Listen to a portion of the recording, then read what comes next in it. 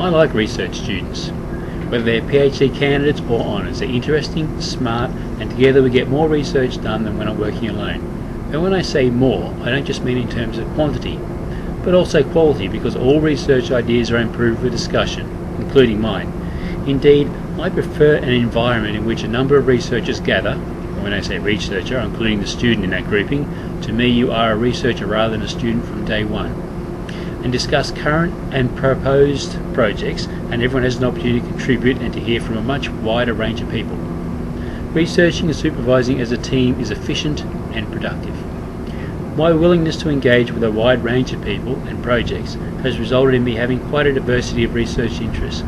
I pulled in more than $4 million in external research funds, most of it in partnership with others, and published more than 70 peer-reviewed papers and stacks of research reports and so on, again in partnership with others. I never turned down an honours or a PhD applicant or invitation to get involved in a research project. So that means I collaborate across faculties and supervise and pursue projects in a wide range of areas. To me, research is research. I don't care what the topic is. I just like designing good studies and executing them in order to learn something new. So, you're potentially interested in doing your honours or PhD project with me? Super! I know that if the project is of interest to you, that will help you stick it out to the end, even the bits that aren't so glamorous. And there are some late nights and frustrations and anxieties and moments of utter bewilderment coming your way. Welcome to the world of research.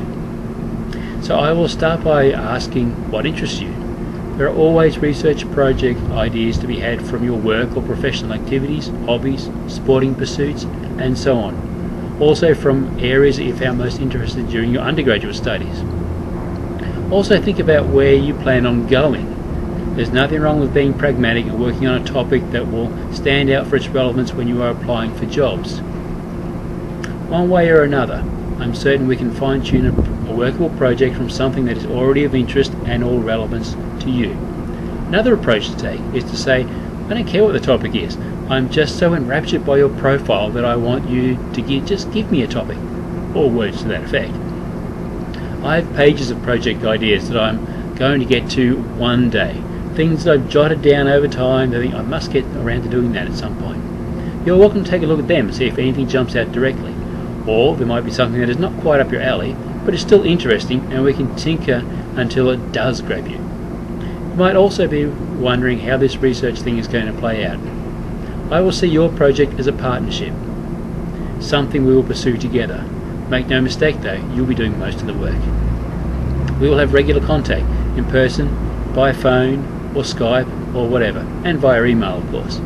Sometimes that contact will be more intensive, as we're designing or we're working on a particular instrument or whatever. And at other times, you'll be beavering away mostly on your own or will be waiting for data to come in. Sometimes you'll initiate contact, and other times I will. One way or another, we should have contact on a weekly basis, even if it is just you saying, nothing to report this week. If you like schedules, or need them in order to fit this research caper into an already busy life, it is fine to set a specific day and time for contact, whether you send me an email at that time, or ring, or Skype, or whatever, allowing for some flexibility of course. The primary end goal of course will be the thesis, but I have it in the back of my head and aim to publish. If it's honours, you probably won't have time to do it as you go. We'll look at that after the thesis is in, if you're still interested. And of course, if the project ended up generating something publishable.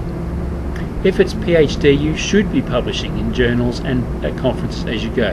In terms of your competitiveness, it's no longer enough just to have a PhD. If you don't finish with some publications to your name, you won't be at the top of the list when it comes to using your PhD to get a job. Ideally, you'll have some grant writing experience by the time you finish too. So long as you're on track, I'll give you the opportunity to participate in the pursuit of grants. No guarantees on success though. And writing papers will improve your writing, and grant applications for that matter, will improve your writing and be beneficial in the long run of producing a thesis. It will also get you feedback from a whole new other source, editors and reviewers. And presenting at conferences gives you the chance to talk to people in the field and get more feedback and ideas. My PhD candidates always publish. I like the old apprenticeship model of research supervision, not because I'm the master, who must be revered, gave up on that a long time ago, but because for both honours and PhD it's all about the process, the learning. So I see my role as more about support and facilitation, rather than supervising or teaching, a guide rather than a guru. Sometimes I'll even let you flounder a bit, but not too much that time becomes an issue, if I think the experience will be good for you. You'll see the value at the end, even if you hate me for it at the time. Your goal will be the thesis, my goal will be to turn you into a decent researcher, and have some fun along the way. Remember how I said I like research? I like it even more when it's a PhD or honours, because it's you who does most of the work. So, talk to me about your ideas, and let's get this party started.